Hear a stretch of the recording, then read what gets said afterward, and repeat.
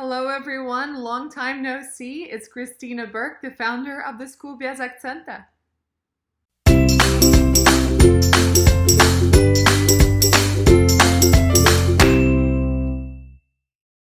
In today's mini lesson, I'm going to explain the importance of pronouncing the R sound in the most common combination of words in questions and statement sentences.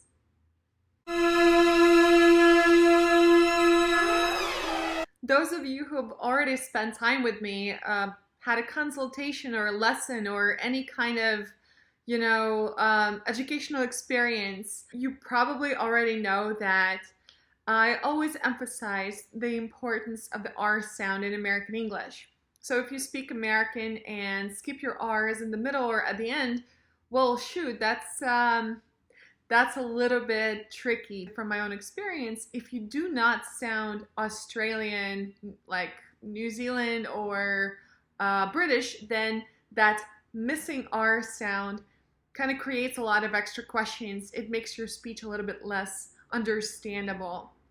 Unless you're from New York or some other parts of America. If you're going for the standard American, please stick to your R. As much as you can afford. Anyway, so the R sound is extremely important. And now I'm going to show you a couple of combinations of very, very common words. You're versus you are. You are.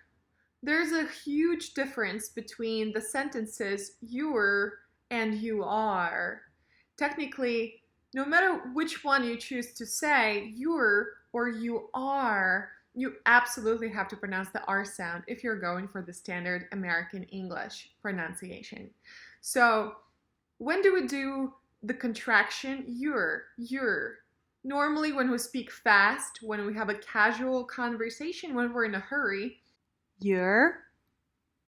So you're, it means you are in casual speech. You're trying to speak faster, and it means you are maybe is followed by an adjective. You are beautiful, you're amazing, you're incredible, you're terrible, etc. So when you want to do that and say you still have to maintain that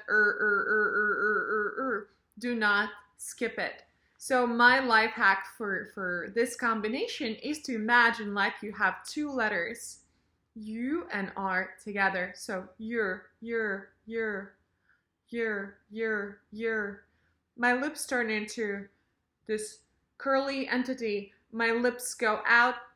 I create this kissy duck face. You're. And I do the yeah at the beginning. You're. Curling your lips like this also helps your R sound quite a bit. So when we say the word right, my lips go forward. Right. It creates that extra push for your R sound. It helps me tremendously. Try to do the same. Try to do just the push with the R before you say you're. Just say you're. Of course, the tip of your tongue goes a little bit backwards. You kind of curl your tongue backwards. You're. So imagine you and R and start with a yeah. You're. Now let's rehearse and say a few sentences with this casual, fast you're. You're so beautiful. You're amazing. You're amazing. You're incredible.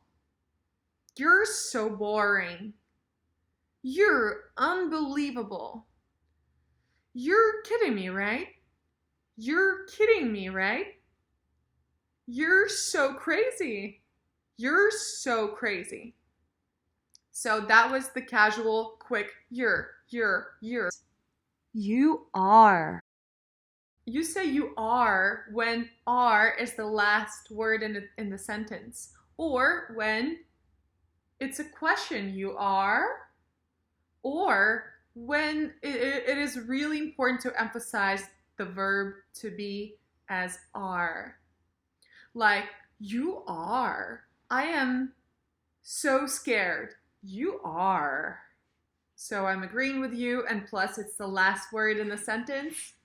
So now let's imagine like you are is put in the middle of a sentence. You are unbelievable. So I'm agreeing with it. I'm pushing that. I'm emphasizing the verb to be, and I'm saying, you are really beautiful. You are amazing.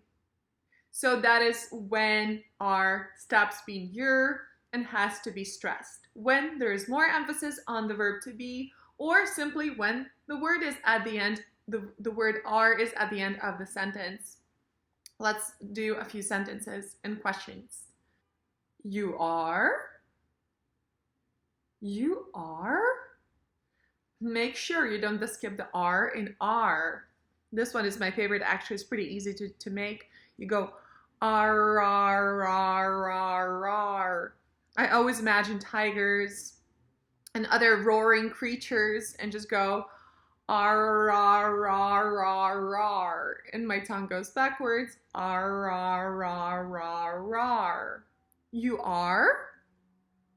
You are? You are. You are really beautiful. You are smart. You are amazing. You are? You are. You are incredibly beautiful. So that's when you say you are. What are you? What are you? Now the next couple words that I'm sure you use every single day if you speak English every day are the words what are.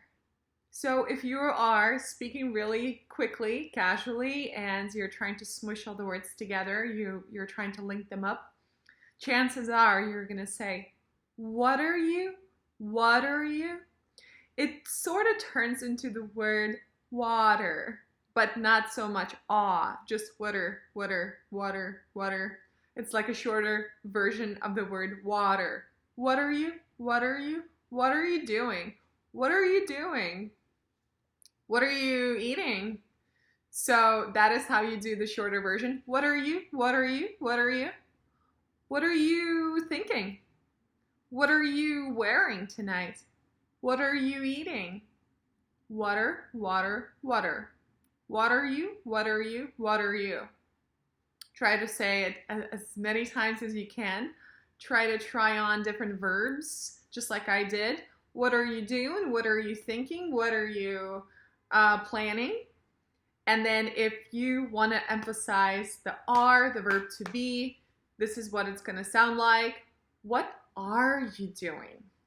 It's like, what exactly are you doing?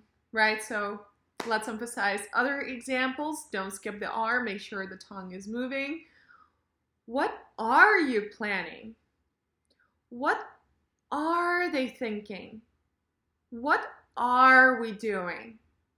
What are we eating? Keep practicing, you guys. Let me know if you have any questions. Reach out to me directly on WhatsApp, on my Instagram page, or comment below. This was Christine Burke, the founder of the School BS Accenta, and I'm going to continue releasing these short little videos once every 2 weeks this year. This is one of my resolutions. Happy 2020, you guys.